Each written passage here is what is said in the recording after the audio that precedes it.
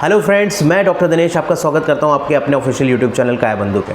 Friends, जब से corona हुआ है तब से कोरोनरी आर्टरी डिजीज़ के केसेस बहुत ज़्यादा मात्रा में बढ़ गए हैं। आए दिन सुनने में आता है कि किसी की डेथ हार्ट अटैक से हो गई और बहुत सारे सेलिब्रिटीज़ जो अच्छे थे, यंग थे, जिन्हें कोई परेशानी नहीं थी, मात्र जिम करने के बाद उनको ये परेशानी हुई या फिर शोज़ करने के बाद हार्ट अटैक आ गया। अभी लेटेस्ट हमारे बरेली शहर के बहुत अच्छे ऑर्थोपेडिशियन जो कि बहुत ही हम्बल थे, जिनसे कई बार मेरा रूबरू हुआ मैं और बातचीत की, और उनकी वो बातें मुझे अभी तक याद आती हैं। अभी कुछ ही दिन पहले ही उनको भी हार्ट अटैक हुआ और उनकी भी डेथ हो गई। तो ये कहना कि मेरा आशय ये है कि आखिर ऐसा क्या हो रहा है कोरोना के बाद कि इस तरीके की डिजीज़ेस बहुत ज़्यादा प्रिवलेंस हो रही है।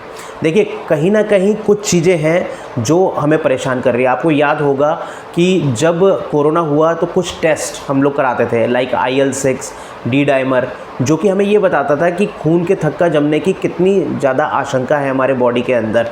तो यही मेरा रीज़न है कि जब कोरोना हुआ और कोरोना होकर के गया, वैक्सीनेशन हुआ, तो कहीं ना कहीं जो हमारी टेंडेंसी है थ्रोम्बस बनने की, वो कहीं ना कहीं ज़्यादा हो गई एज़ अगर हम कंपैरिजन करें कोरोना से पहले की जो हमारी कंडीशन थी बॉडी की।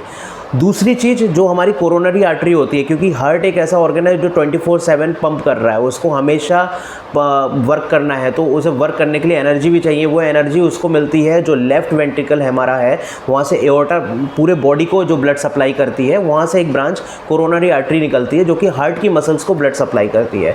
मैं पहले भी अपनी वीडियोज़ में बोल चुका हूँ कि परमात्मा ने हमको बहुत ज़्यादा स्पेस दिया है, हमें मात्र 20% ब्लड की ज़रूरत होती है जितना ब्लड फ्लो होता है हमारे आर्टरीज़ में और आर्ट्रियोल्स में या वेन्स में, तो 20% की ही ज़रूरत है। लेकिन जब ये 20% भी नहीं मिलता तो हमारी जो मसल्स हैं, जिसको कि हमेशा एनर्जी चाहिए ऑक्सीजन के रूप में, न्यूट्रिशन के रूप में, वो जब उसे नहीं मिल पाता है 20% भी, तो क्रेविंग होने लगती है और जो मसल्स है वो हाइपोक्सिया में इस्चेमिक कंडीशन डेवलप होती है, नेक्रोसिस और गैंग्रीन फिर डेवलप हो जाती है, जिसको हम लोग कोरोनरी आर्टरी डिजीज़ या फिर मायोकार्डियल इन्फेक्शन बोलते हैं, जिसे आम भाषा में हार्ट अटैक भी बोला जाता है।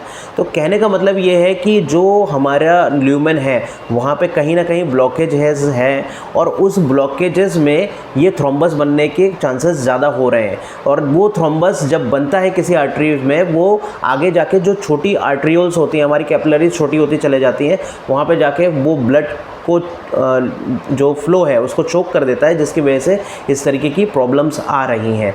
तो मेरा आप सभी से निवेदन है कि एक बार अपने हार्ट की जो आर्टरीज़ हैं उसको रिएवल्यूएट करने की ज़रूरत है कि वहाँ पे कितना ब्लॉकेजेस है। उसके लिए बहुत सारे टेस्ट हैं। अगर आप ब्लड से कराना चाहते हैं तो प्लाक टेस्ट करा सकते हैं, आप CT एंजियोग्राफी करा सकते हैं। अभी ये देखने में आया कि यंग लोगों को भी ये परेशानियाँ हो रही हैं, तो हमें ज़्यादा सतर्क होने की ज़रूरत है। और मेरा एक वीडियो है जिसमें मैंने बताया कि किस तरीके से 15 दिन के अंदर आप अपनी सारी ब्लॉकेजेस खोल सकते हैं। आप उस वीडियो को भी जाके सुन सकते हैं, उस रेमेडी को 15 दिन कर सकते हैं, जो कि आपको घर पे ही बनानी है, ताकि आने वाली ऐसी कोई भी संभावना अगर है तो उससे आप बच सकते हैं। क्योंकि आप और हम बहुत इंपॉर्टेंट है हमारी फैमिली के लिए, सोसाइटी के लिए, तो हमें अपनी बहुत ज़्यादा केयर करने की ज़रूरत है। Thank you friends.